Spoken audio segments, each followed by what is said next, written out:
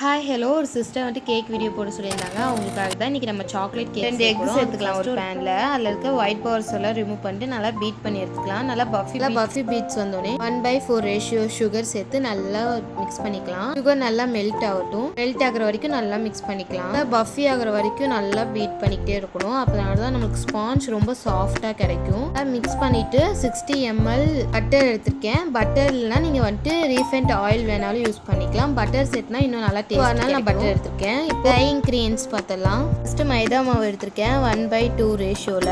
Second cocoa powder 1/4 ratio எடுத்திருக்கேன். Baking soda 1/2 teaspoon சேர்த்திருக்கேன். Salt 1/2 teaspoon சேர்த்திருக்கேன். சேர்த்து நல்லா மிக்ஸ் பண்ணி நம்ம நல்லா பீட் பண்ணி வச்சுருக்கோம்ல, அந்த பீட் எடுத்து இதில் கொஞ்சம் கொஞ்சமாக ஃப்ளவர் ஆட் பண்ணி நல்லா மிக்ஸ் பண்ணிக்கலாம். நீங்கள் இப்போ தான் வந்துட்டு பிகினரில் அப்படின்னா நீங்கள் கொஞ்சம் கொஞ்சமாக போட்டு கட் அண்ட் ஃபோல்ட் மெத்தடில் யூஸ் பண்ணிக்கலாம். இல்லை எனக்கு நல்லா மிக்ஸ் பண்ண தெரியும்னா நீங்கள் அப்படியே போட்டு மிக்ஸ் பண்ணிக்கலாம்.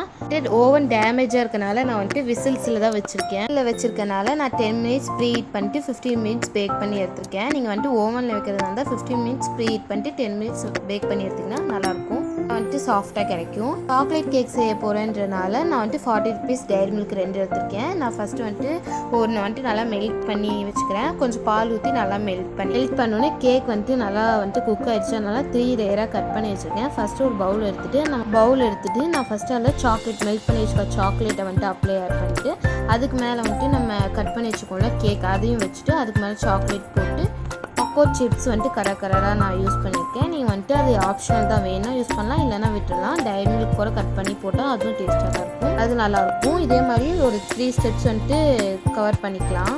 வேறு என்ன ரெசிபிஸ் வந்துட்டு வேணும்னு சொல்லிட்டு மறக்காமல் கமெண்ட் பண்ணுங்கள். அப்படின்னா தான் நான் வந்துட்டு போடுறதுக்கு எனக்கு ஈஸியாக இருக்கும்.